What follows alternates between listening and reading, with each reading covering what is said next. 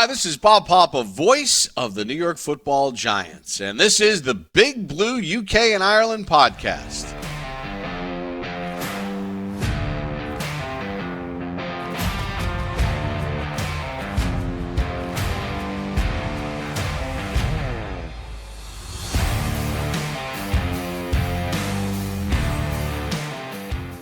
Welcome back, Giants fans, to this new series, and please welcome my guest for this episode from Fireside Giants. I have Ali with me. How are you? You all right?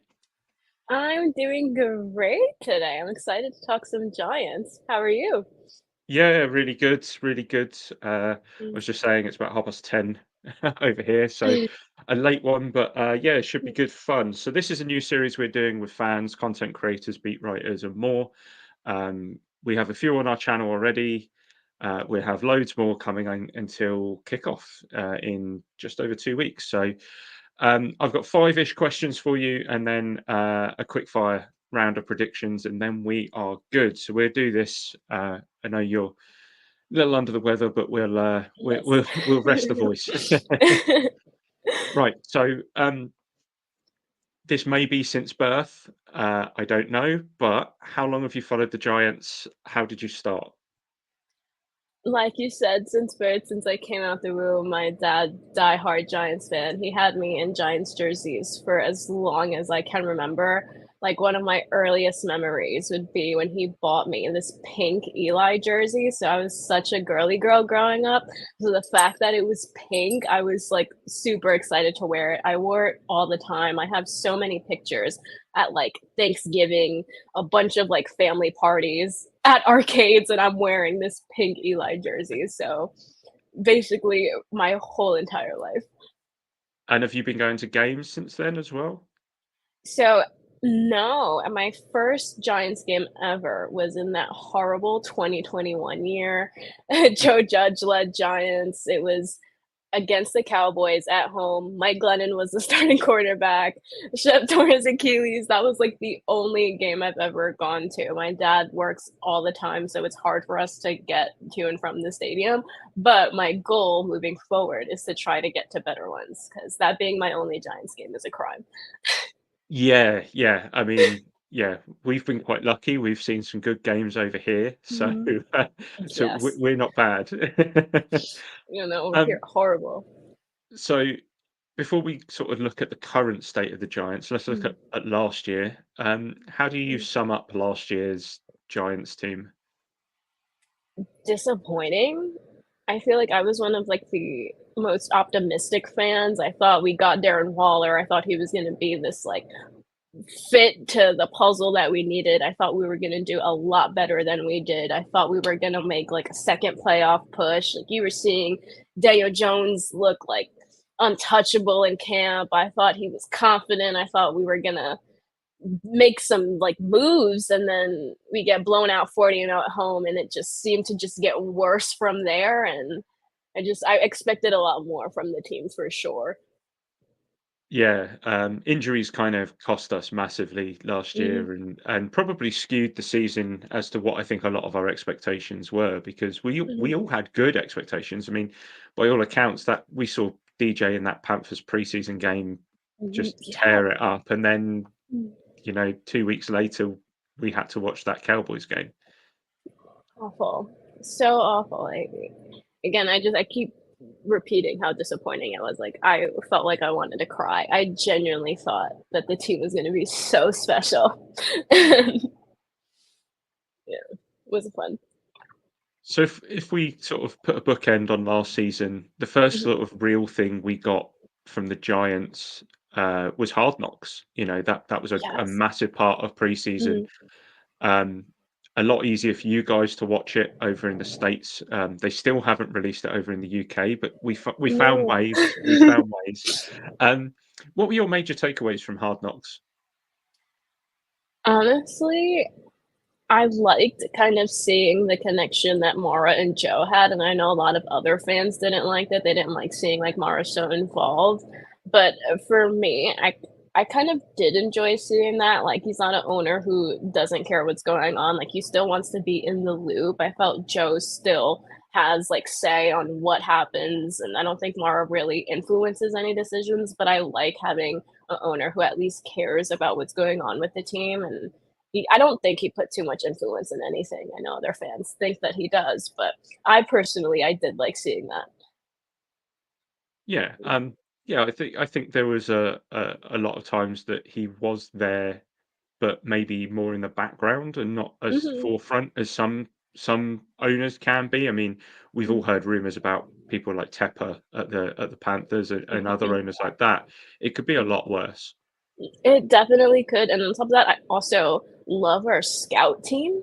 I Mm, loved, like, going into depth of, like, what the scout team does on, like, a day-to-day basis, and I think they all do such a great job. I think in Hard Knocks, they said that almost everyone in that scout team could go on to become GMs of, like, other franchises, and I, like, 100% believe that. So, that was nice to see as well. Obviously, one of the scouts that was there was Hannah Burnett, who Yes. was the lone woman essentially, Mhm. almost on Hard Knocks as a whole from the Giants' perspective. Mhm.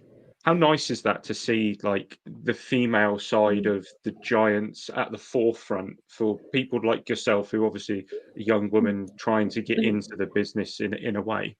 Yeah, no, I absolutely, I love it. I love seeing women in sports, especially since it's such like a male-dominated field. You have Yeah, even some fans don't want to respect anything that comes out of a woman's mouth just because, oh, you never played this sport. But some male fans also have never played this sport, if we're being honest. But yeah. it's nice to see a female like have such an important voice in a room, especially for a franchise like the Giants. Just gives hope to all the girls. Like I have another woman, not in the Giants particularly, but Kimmy Checks. She's one of my favorites. She does a lot of stuff on the NFL Network, and she's Mm. someone who I watch every Sunday. And it's like seeing young women in the face, like right there in the NFL. It's just nice to see. And that's something that we kind of wanted to do with this series, was kind of open it up, not just Mhm, to like UK fans and beat writers, but to try and get a few of the female content creators out mhm, in the US who do a fantastic job, like yourself mhm. and others, Thank where you. it's like I don't feel like there's enough representation still from a lot of outlets, and we Mhm, can all do a lot better with that. mhm. For sure. I've been seeing just a little more come out, like, for the Giants especially, we have this one group chat we call the Real Housewives of East Rutherford, and it's just, like, a bunch of female Giants fans that are super passionate, and we kind of, like, built, like, our own friendship with each other, and I'm starting to see some of them, like, break out of their shells and get comfortable, like, posting and giving their takes, and it's just nice to kind of give those girls a platform because it isn't easy to come across for sure. No, and obviously the main sort of places for things like this is places like X, where Mhm. the anonymity of it makes it very difficult for you to have a voice that's maybe validated by a lot of people, because people are very quick to judge. Yeah, definitely. When I first started breaking out, like, into Twitter and X and, like, that whole thing, I would get bombarded in my comments of, like, people saying that I didn't know what I was talking about, but you kind of learn to kind of filter those out and ignore them, and soon I started building up a following of people who actually do support me, and it's like, regardless of if I'm a female or not, it's just if you have a voice, it should be heard, and that's something that's Absolutely, important. absolutely. So we've had two preseason games so far that have been mixed, to say the least. What have you made of it? So starting with the positives from our first preseason game, I loved seeing our running back room because I feel like a big question was how are we gonna fill this like void left by Saquon Barkley? And I think having that running back room, I think we can. There's not maybe one player that can be Saquon Barkley, but having a running back committee could probably replace him. And I liked seeing them. Tyrone Tracy, I think, is a stud. Eric Gray, I think, is a stud. We didn't get to see Singletary much, but I have so much faith in him as well. Even like Turbo, he was doing his thing. He was really well. So I like to see the running back room. We had some gems like Elijah Chapman coming up, like making a name for himself. So that's been fun. But on the flip side of that, the quarterback situation is kind of sketchy right Hmm. now. I've tried to give Daniel Jones some grace. I get it. You're coming off of an ACL injury. You haven't played football in months, but it hasn't been, what's the word? Like it hasn't given me any confidence in him seeing him play so far. Mhm. I do wanna see him against the Jets. I think he needs every rep that he can get.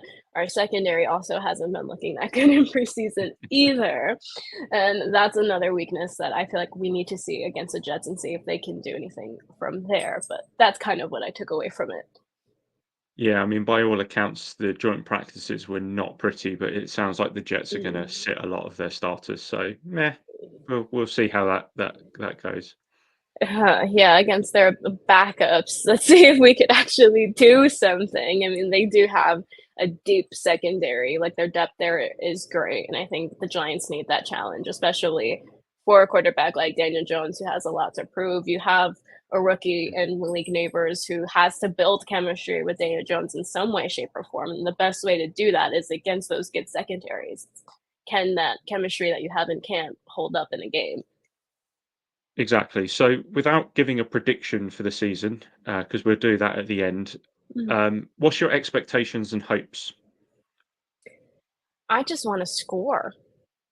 I feel like our defense has been a bright spot for me in years. I know some people may not agree with that either, but I've had a lot more fun watching our defense than watching our offense. Like our offense, 3 and out, interceptions, pick sixes. That's been so disappointing to see. We haven't been able to feel excited about our offense, and I don't even know how long. So it'll Mm. just be nice to see our team score touchdowns. We have this stud of a receiver, Malik Neighbors. I don't want him to have a Hyatt year where he goes his whole rookie season with no touchdowns. Like, I want to see them score. It would be nice to put points on the board. That's really it. That's all I want to see. And then, you've spoken about neighbours. This might be an obvious question, but who will make the biggest impact from our new acquisitions this season? I feel like there could be two. I feel like on the offensive side, it could be Neighbors. I think having him opens up opportunities for Wandell, for Hyatt, for Slayton. It helps the whole entire offense as a whole, just because we needed that number one guy that the Mm. defenses are going to focus on. I don't think anybody really viewed Wandell or Hyatt or Slayton as a threat, even though I think they should have been looked at as a threat. Nobody did, but they're going to see Neighbors and say, okay, we need to stop this guy, leaving our other receivers open. But then on the defensive side of the ball, I think Brian Burns, he's going to have such a big impact just because pressure is going to be relieved off of Dexter Lawrence. There's going to be not a lot of pressure on Kayvon Thibodeau. So that leaves those guys open to make an impact on the D line. The D line is our strength this year. That's where we're going to get most of like our big, like impressive plays from, in my opinion. Yeah, I think you've absolutely nailed it there in the fact that we've not just picked up players who are good within themselves, but players who can unlock the potential with other people around them Mm-hmm. because of what they bring to the team that's slightly different than what we've got. Yeah, for sure. I feel like even just the swag and a confidence to the team, which is just as important as those big plays. Like you have someone like Burns who just has like this different energy, like zooting off of him. Neighbors as well, and that's something the team desperately needed. Yeah, we've spoken about it recently about how the Mhm. identity of the Giants has been quite soft over the last few years, and it does seem Mhm. like even players like Illuminor and Runyon Yeah. coming in has given us a bit more steel. For sure. I'm so excited about those additions as well. I feel like those kind of went, no, I wouldn't say like under the radar, but a lot of people aren't really noticing like how big of an impact those O-line additions are as well. I feel like our O-line doesn't have to be amazing or excellent for us to make any type of noise on offense. They just need to be okay. They just need to be good and better than what we've had before, and that's what those guys are bringing. They can give us good time for DJ to throw the ball in the pocket. Like they're average O linemen, which is what we needed because we've had below average O line play for over a decade. So if they could just be okay, if they could just be good, which is what they are, I'm happy with it. It speaks volumes on our expectations that we just want above average, isn't it? That we don't need Literally. great, we just need like enough.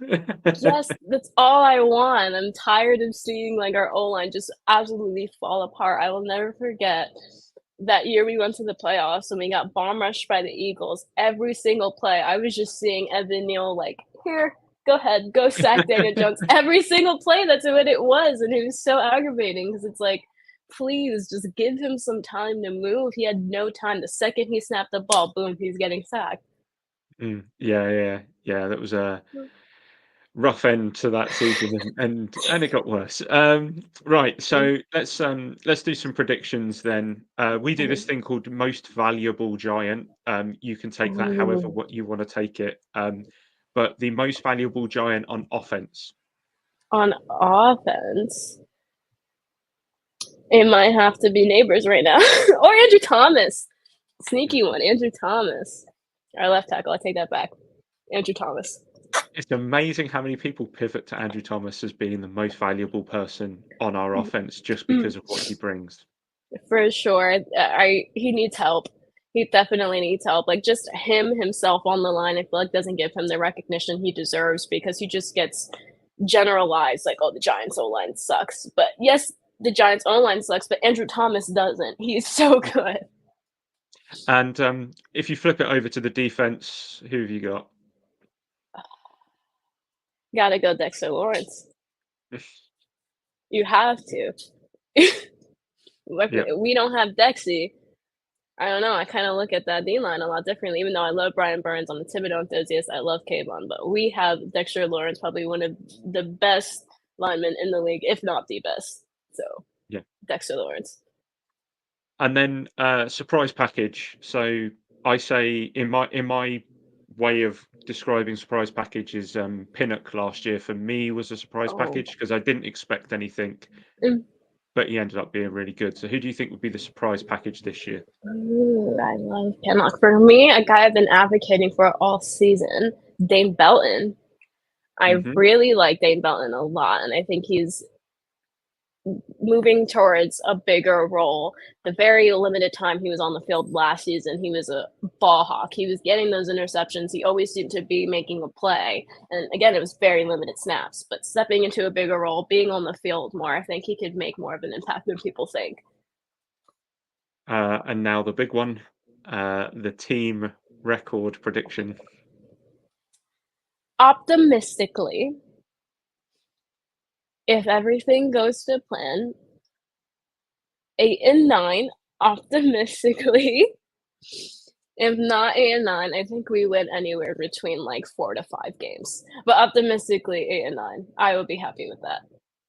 It seems to be the mean sort of guess at the moment is around that number anyway. So yeah, I think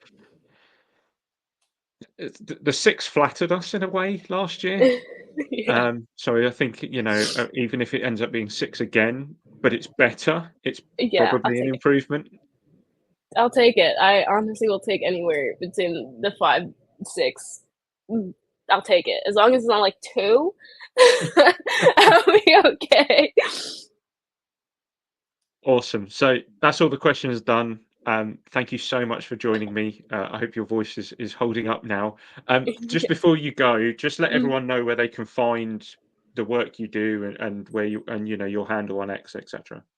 Oh, yes, I have it written down here for when I do my little box breaks that I sell cards. So AMIABLEXLY, Amiable X Alley.